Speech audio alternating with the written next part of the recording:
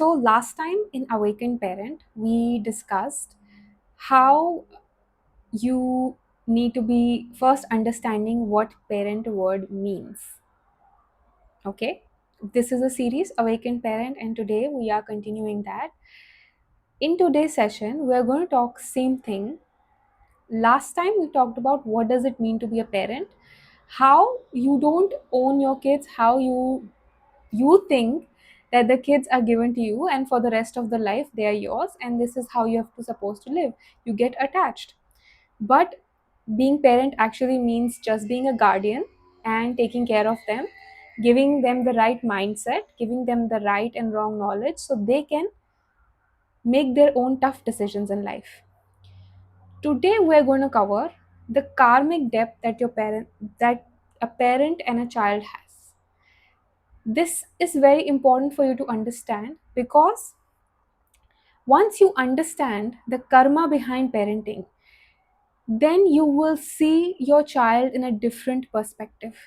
Your way of thinking, the way you nurture them, and the way you see them will completely change. You will understand them more deeply, you will know how to deal with them better, and what lessons to teach them and what lessons to learn from them. Both of the things.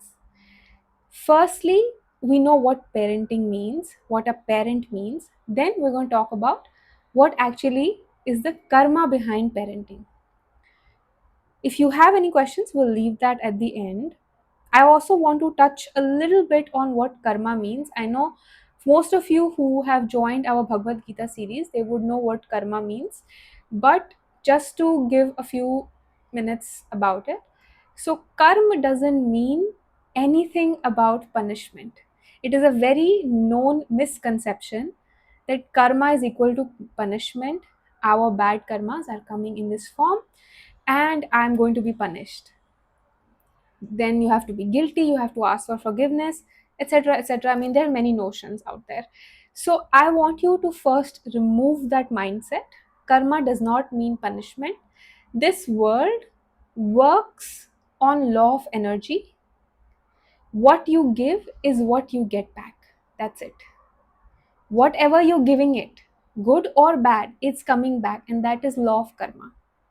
There is no purposefully making you, hurting you, punishing you. There's no such thing. If that was the case, then there was a lot of planning happening behind this. Yes, to improve your nature, to make you more towards your own true self, there are situations given to you so that you go inward. You go inward, that is definitely happens, but there is no purpose of punishment and guilt. This life is given to experience and enjoy. It's our choice how we live it. Okay, so this is something I really want to clear what karma means. And for more understanding, you can join Bhagavad Gita classes. That one I can explain more deep. Now, why I have to talk about karma and parenting? Firstly, because think about it, there is a child, or maybe one, two, or many in your house for whom you have to take care of from the age 1 month, 0 days, 0 days to 25, 30 years old, maybe more, depending on how hard your karma is with the person. Maybe more, and maybe till you die, you are having constant interaction with that person constantly, which means there is something, a transaction already allocated with that. It cannot happen because of a car without a karmic debt or anything else. There is a karmic debt, good or bad. Doesn't have to be always bad, it can be good also. So that is why karma is the most important thing. Imagine, think about it. I say marriage, husband and wife, sharing a room for the rest of your life. That is a big karma. You don't share, when you're a child, you don't share a room with anyone. You want your own privacy. But when you grow up, you're willing to share a room with so and so person for the rest of your life. That is a karma. Same is the case with your child. You're willing to take care of them, hold them in the arms, lose your own sleep, your own food, your own desires, your own everything, all your comforts you leave for someone else. There must be something that you have to give them. Otherwise, why would you do that for someone? Why? Would you do that for me or anyone else in this world? No. You will do that for your own child. That's the only person you will leave everything for. You will work tirelessly from morning 8 a.m. till 10 p.m. if you had to. Earn money so that you can pay their school fees, get them a good bike, get them good education, fulfill their desires, do everything for them, sacrificing your own self, cooking food for them, giving them luxuries, comfort, and tolerating their tantrums. They are not even saying thank you to you. There is no gratitude. Barely they even appreciate you. Rather, they actually discourage, they don't want to talk to you, they fight with you. Still, you do this. Would you do that for anyone else in this world? I don't think so. This awareness you don't have. This is called awareness, self awareness. Imagine you are already doing this. 25 years you have done this. If you're a new parent, you're doing this for last 2 3 years. And you're doing this and you're not aware. You would never do this for anyone else. Your parents did it for you. There must be some karma behind it. Otherwise, why you're doing this for someone? Let's leave my child aside for a while because that is a worldly notion. It's my child, I have to do it. But why do you have to do it? Well, because there is a karma behind it. That's your karma. And you have to do it. You're forced to do it. You do it with love. Actually, you want to do it. That is the trick how universe plays. Imagine you owe someone $1 million. Imagine a loan shark or someone, and he comes on your door and he asks for money. What would you say? You would say your wife, please tell I'm not at home. Isn't it? Most of if you don't have the money, this is what you will do. All you will run away. You don't want to pay him back. But then imagine that person has now come in the form of your child in your house. Now you cannot say no. Now you will spend $1 million on him or her by your own wish, and you would want to. You would earn to give that money. You would earn. So, when we're going to discuss different patterns of karmic debts today, what different type of children come to you, and what different karmic debts you have. It's just an overview. I don't want to tell you that this is exactly what is happening with you, or this is exactly your akashic record, or this is exactly your relationship between your present child and your past life karma. I'm not doing that. I'm just giving you examples so that you can relate to it and understand and go into self awareness with you and your child. That's all. You will start seeing those patterns in your day to day life. So, one of the pattern is someone who is come to receive something from you, to take. That's a very common pattern. Usually, it is there because we have taken a lot from everyone, but we don't want to give back. It's a human nature. You have taken a lot of things from people, even in this lifetime also. You have taken free gifts, you have taken free seva from people, free service, free food. You go to gurdwaras, you go to temples, you get free food, you donate nothing. That also goes in your debt. I mean, because if you don't need it, if you're not needy, see, those food are for someone who is needy. Okay, someone who cannot afford it. But if you can afford it, and still you're taking it for free, going in your debt. It's going. You don't know. So always be a giver. Don't be a, don't be a taker. Then this is how your karma comes. So most of the times we are always taking things for free, and then we usually have children who are mostly receiving. For example, 15 years, 16 years child, since born, first had a lot of medical bills, got sick just after birth. You have to pay a lot of medical bills for that. Then one surgery, second surgery, treatment after treatment, next thing, third thing. Then when he got cured, after that, he went into addiction or something. I'm not talking about any real person, I'm just giving an example. It's a very important I let this know so that you don't think this is exactly someone's story and I'm repeating it here. Okay? So for example, all this is happening and then the child goes in addiction. Parents or either one of the parent, mother or father, whoever's karma is stronger, they have to constantly take care of the child, leave their own job, own family commitments, not taking care of anyone else, just the child. 15 years, 16 years of addiction. The child is now 30 years old, adult, and still you are giving. In 30, children are so old and they are earning and then giving back to their parents. But that child is not doing that. He's not yet started. He's still in addiction, is angry, aggressive, always taking from you. This is a very extreme case, I'm telling you, but try to understand this. So you are actually paying your karmic debt where you took so much from one person. Now he or she in that form has come to take from you.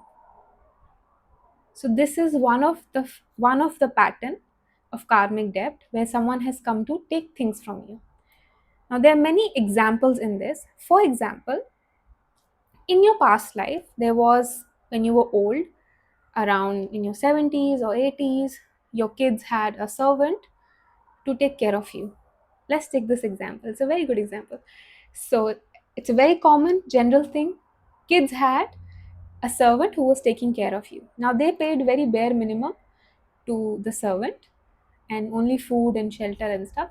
But the servant took care of you like your own, like his or her own father or own mother, gave you love, compassion, took care of you, talked to you more than it was, their job. More than. Now that is piling up on you. You never even, or if you would have given gratitude, love back, that could have ended there. Because most of the people will ask question next, it was not my choice, someone gave it to me, how come I owe it? Next question would come this. But if you never even repaid as gratitude and love back, because you're old and grumpy and you're already upset, it could be a situation. So the servant is giving you love and compassion, but you are not even acknowledging it. You think it's their job, you think it's their duty to do this. So what happens? That servant come as your child. Now you take care of them. You have to balance the scale. Yeah. Now you're taking care of that servant.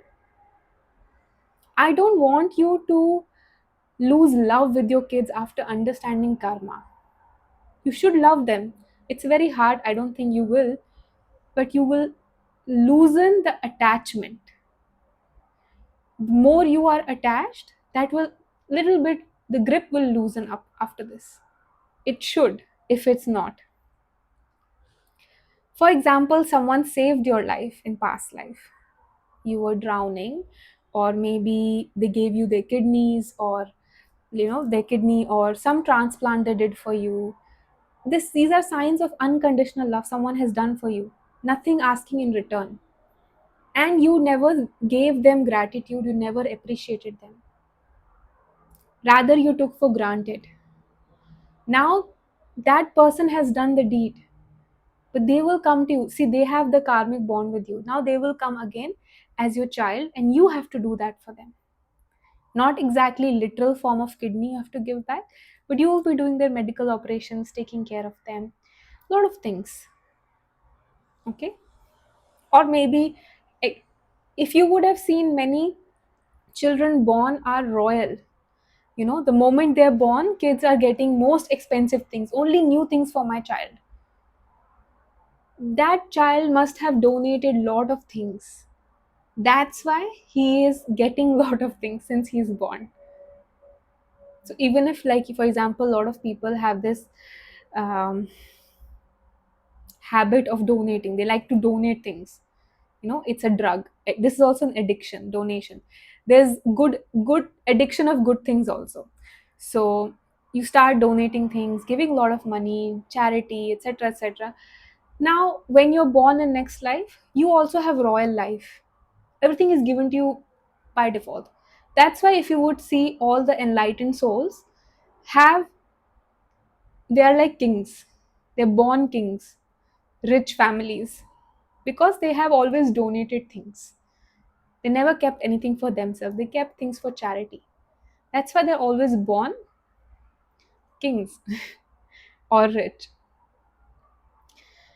Now, for example, you abandon someone. This is also very important.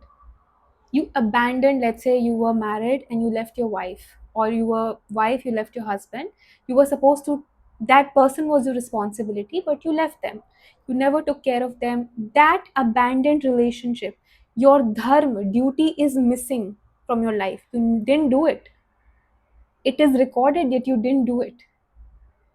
Or for example, you left your kid, and a lot of people do this. They leave from their house and go and sit in a cave and think they are doing spirituality, but they have family and kids. You are leaving your dharma. Who will take care of your kids? Who will take care of your wife or husband? You didn't think about it and you just left. That karmic debt has been recorded. Now next life you will have to repay that. You will have to, no matter how much you grow in spirituality, but this you will have to do. That's why even Buddha, when he left his family, he came back. His wife asked, wouldn't you be able to do this here with me? Could you not have done it? And he said, I could have, but I didn't know. I didn't know. Once he realized, he said, I could have, but I didn't know I could have done it. Back then I was different. He came back. He asked for forgiveness. He met his father before dying. He left his duties. He finished his karmas in the same birth. Same, if when we abandon someone, when we hurt people and we leave, someone is doing and giving you love, unconditional love. Or for example, someone is devoted to you, but you are not reciprocating. You are leading them on, or you are falsely giving notions. You're not being strict. You're not telling right and wrong. You are keeping them hanging somewhere. Those all are recorded. You have to pay them back. That person will become your child and they will come and take things from you. Imagine some kids are so clingy with their parents. They want constant affection, they want constant touch, they want constant things. Who are those kids? They have given that to you, now they want it back. They want it back. They don't want to, they're like in mummy pouches, around you. But not all kids are like this. Some are like this, some are like that. Why? This will help you understand.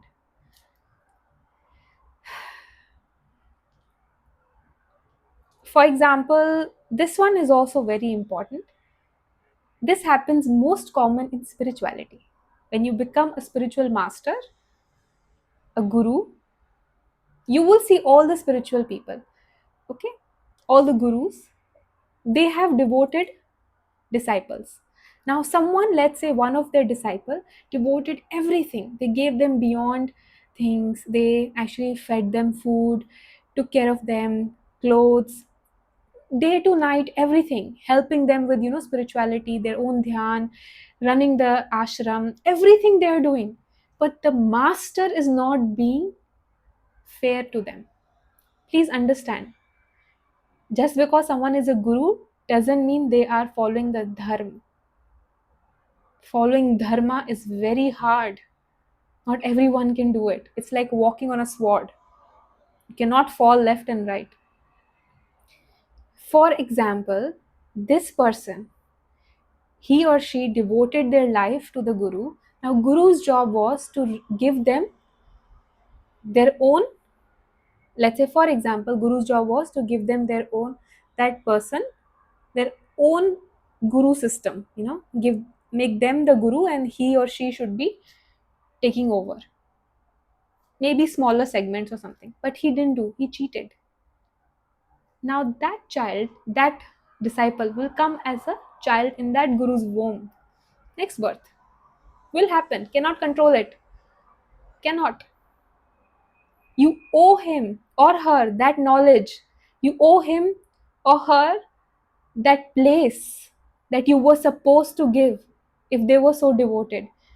But you gave it to someone else, someone you think more favorable, who might have not done the same thing.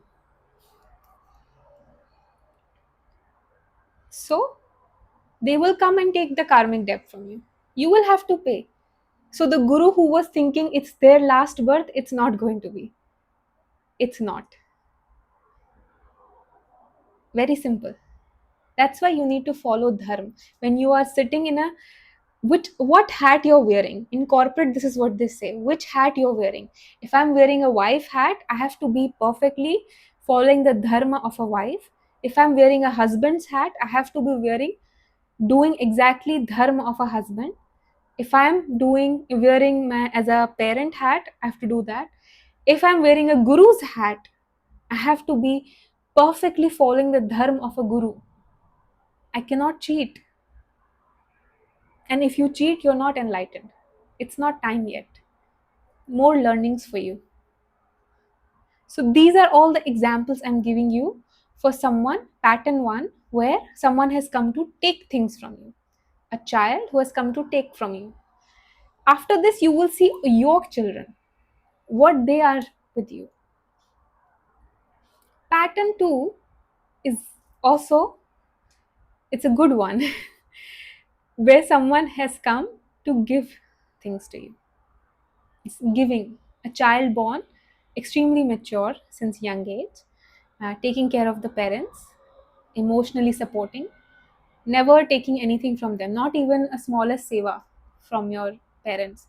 Never cried, never even got upset, always, there with the parents, never created any hustle or problems, and, always happy environment, never caused any medical issues or anything, always supporting, started earning also and giving to the parents. So this child has come to give something back to you. You have done seva, nishkam karam, nishkam as in selfless service to some people. Now this child has come to give it back to you in the form of, this is santan sukh. This sukh is called santan sukh. In your kundalis, when you read that you have a santan sukh, see, there are two things in kundali. One is santan yog and other is santan sukh. Santan yog means that you will have a child or no, that is possibility. Santan sukh means you will have a child, and that child will be will be a blessing. You're doing your seva, taking care of you. That is santan sukh. So this child is santan sukh. So for example, you loved unconditionally to someone. You did your, mother-in-law, father-in-law, very took care of them very well. Never, even if they were hating you, you never did anything. You followed your dharma. You did the best you could in your best of abilities. You did the best. Now this child will come in that form to return that seva back to you. That's why people say, don't feel that I'm doing good but it's not coming back. Don't feel like this. It's always coming back. You just don't know how. Never stop doing good deeds. No, don't care what other person is doing. You do your best. In that hat that you're wearing, give your best, but don't get too attached. Don't overdo things also. Keep balanced. Balanced everything. For example, let's say a friend who stood by, another example of this is, let's say your true friend or something, you stood by them. No matter how much they you were loyal, any whenever they needed money you provided, and even if they didn't give back, you were not very fussy. You said, okay, it's okay, give me whenever you are ready. So that person also becomes your child, just to give you back your debt. This is how karma works. If you don't have children, that means you don't have any karma. Don't worry. Don't have karmas of that needs to be cleared in this birth. Please understand, in this birth you don't have any karmas that needs to be cleared, unless you making new ones. That is a separate, then next birth you will have to. I cannot control that, okay? For example, a spouse, you were very loving and devoted spouse, you were giving all this to that, I discussed already. For example, you are, no matter how your husband or wife are treating you, always devoted and gave your best. Again, if that person also didn't give back, they will give back in the form of as a child.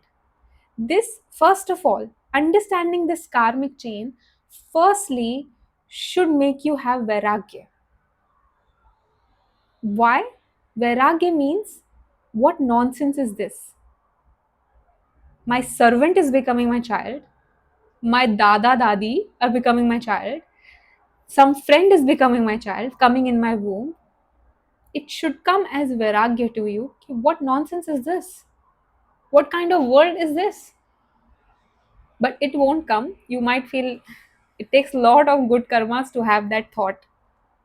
Even this thought arising in you takes lot of good karmas. When Raja Janak asked his master, what was my past birth? He said that your wife was your mother, and then he said, stop. I cannot tolerate anymore. My wife was my mother. This is vairagya.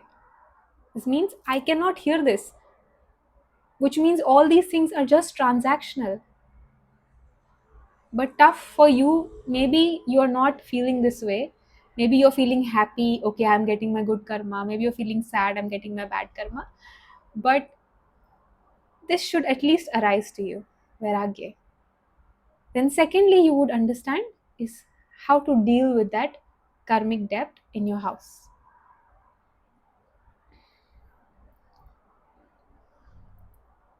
Okay.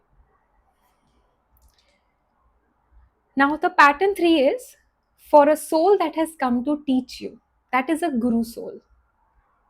See, many births you are sent to gurus, spiritual master. You are. That is the pattern. There is no other thing you can do. See, universe wants to make you know yourself. How do you know yourself? You go to a spiritual master who is one step ahead of you. He will tell you, he or she, that leave this world, come with me. By leave as in internally, not outside. So he or she will tell you this, but you don't listen, you don't respect the guru, you don't care about their teachings. You get so easily that you don't bother. You don't bother. It's like, oh, what do you know? You yourself are like this, you don't have money or anything. You just have small ashram. What do you know? You don't listen to the guru. That comes as a very negative karma. Disrespecting elders, disrespecting a spiritual master is a karma you cannot clear. It's very hard. That's why you should not talk bad about any spiritual person. Any, I'm not talking about a guru, any of them. Because everybody is on a journey. You cannot compare. The path that I tell you, no one is wrong. Join me tomorrow. Tomorrow I'm doing a very special session. That badha kya hai? What is the hurdle? It's in Hindi. So, what is the only hurdle to enlightenment? I'm telling that session tomorrow. So, if you will join, you will know that no one is wrong. The word wrong is not in the dictionary. God cannot do wrong. Everybody is right. It's the eyes that your eyes are not pure. So this child has come to you as a guru soul. They will do tantrums, they will put you in tough situations, complicated situations, that you will have to learn patience. You will have to learn things like, it's like a guru in disguise. They are come to teach you how to cooperate better. For example, your child becomes gay, and then you have to learn how to love beyond form, how to love beyond gender. That soul is teaching you that. Partially, some of these karmas are all in your, sometimes your child can take up as a guru soul, because you never listen to spiritual people. Now they will come in your house and they will teach you. That's how they do it. The more you don't listen, more closer they come and shout in your ear, more closer. For example, your child has mental health struggles, so they are now teaching you how to be more patient, how to be more calm, how to limit your own self, purposefully sacrificing. For example, you have a lot of desires, you went to spiritual master past birth, he said you need to cut down your desires, but you never listen. Now you are forced to have a child for whom you will have to cut down your desires. Forced, cannot help it. So these are guru souls in your house. That's your karmic debt to spiritual people. And you all have that, I'm pretty sure. You cannot listen to me unless you have that. You are coming, all of you, whoever's coming to Sakshi Marg, which is the highest marg, they have covered all of the other things: mantra, siddhi, tapasya, karma yoga, bhakti yoga. So they have crossed all of these, which means hundreds of births you have already done this in spirituality. That's why now you're rewarded to be in this final path. Hmm? So you have already done all of this, so that means you have hurt many gurus. You have taken, if for actually Satguru, which means enlightened master, are very few. They are the only one who give blessings even when you hurt them, but they're very few in this world, very rare. So you must have gone to some ordinary spiritual person and you hurt them and they would have cursed you. And those curses work, my dear. They work. If any spiritual, if you believe that they're a spiritual master, even though they're ordinary, and they curse you, it will work, even though they're ordinary, because you took them as guru. The universe heard, okay, disciple, master. You heard them, it'll come back. Unless whole universe is with you and supporting you. That's a separate situation. We'll discuss anyone privately. Okay. Some pattern, like for unfinished story. For example, you had unfinished story with someone. For example, some mothers feel guilty around their children for no reason. Nowadays there is a thing called post traumatic, I'm not sure about this word, actually, post pregnancy depression. They have that, why they have children, they want to kill their children. This is what they feel after giving birth. So this is what's this abandonment relationship with your child in past birth. He or she, someone abandoned, and then now they have come in your life like this, and this is why you are having these kind of feelings, that you want to kill your child, you have depression after this. This is just an example, it's not actually how, it could not be your story. So this guilts become your karmic story. For example, you would have seen their patterns, like father and son, they don't talk to each other. In past life there must be in opposite teams or something. Must be in opposite teams, but they had karmic debt. So now in the same house they are there, but they won't talk to each other. So these kind of things are there.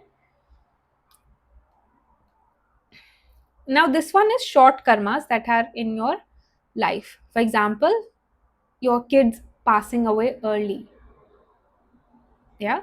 For example, within the womb they passed away, miscarriages, or at the age of 3 months, 4 months, 10 years, 20 years. So before you, if your kids pass away, people misunderstand it in negative way. It is two things that are very important. First, God is doing kripa on you to understand, be away from attachment. This is a blessing, that you are being separated from your biggest attachment, child. Second thing is, this person only had this much karmic debt with you, only for 10 years, 15 years, 3 months. That's it. That is why they only came to you for this much time, not for longer duration. But we don't understand. We get so attached that we feel, oh, what did I do wrong? Why am I like this? Why my life? Why this life? Why not this? You only had this much karma with that person. They finished their karma and they left. It could be good or bad, either way. Doesn't have to be one sided. Now, this is one of another pattern. We are in the seventh pattern right now. This pattern is not very common. This is, someone came through you, but it is someone else's karma. Your karma was only to carry that child for 9 months. That's it. Your karmic debt was only this much, to carry that child for 9 months. You had to give that child to someone else, or after they were born, 2 3 years later, they move to another location, and the people they live with are not you, not the parents. Maybe, for example, you would have seen in past times, parents move to abroad and the kid is living with dadi or dada, grandfather or grandmother.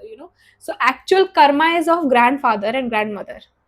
Only the smaller karma was of the parents. They gave birth, spent 2 years, and they left. So actual karma is of grandfather, grandmother. So this is also another pattern. If you have any questions, you can write in the chat.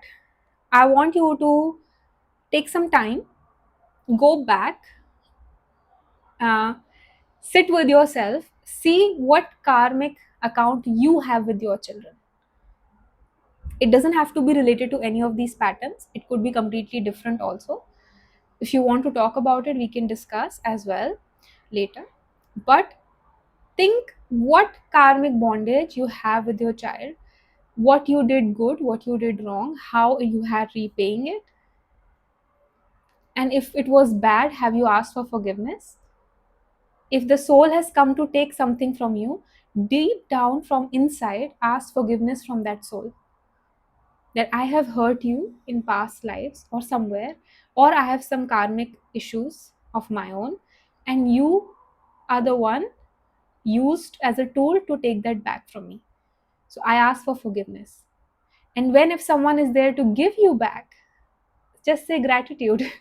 Be grateful that thank you, God, thank you to the soul, that he has become, or he or she become the medium to give me the good things back. But in either of the things, I don't want to get attached. Someone who is giving me love, I don't want to get attached. Someone who's taking love from me, I also don't want to get attached. In either of the cases. Because now I want to end my karmic debts, all of them. I don't want to make more chain. I want to do my dharma, love them as much as required, not more, not less. As much as required. Please understand, this is very important. We cheat ourselves. We think it is required to do this. You go over the top and love your child, that is attachment, that is moho. It is not required. Your children don't even need more than 30 minutes of your time, trust me. Actually, they can live with a WhatsApp message. That's it. They can live with a WhatsApp message from you. They don't want more from you. You are just wasting your life on them. Do your responsibilities. You have to earn for them, you have to nourish them, you have to give them right teaching, you have to teach them what is right, what is wrong. Do your duties, but don't get attached, because it will be hurtful later, very painful. And this is the biggest pain. It is your karmas, your debt. Attachment is placed where a karmic account is to be taken. Please understand this very carefully. This is how this universe works. If someone is hating you, hate is put inside of them so that your karma is cleared. You hated them somewhere, now they're hating you back. If someone has to take something from you, attachment will be automatically placed in you. You will start feeling attached for that person. Here is the hurt that feels for that person. You would all feel it. For any other soul in this world, you won't feel hurt here. But for your own attached person, here it will hurt. This is the sign of attachment. If hurt is happening here, that means you're attached to someone. Okay?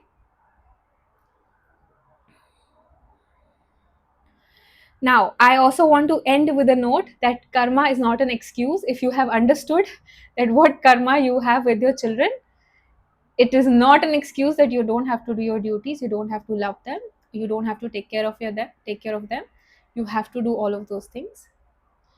Just with beauty, do your duty.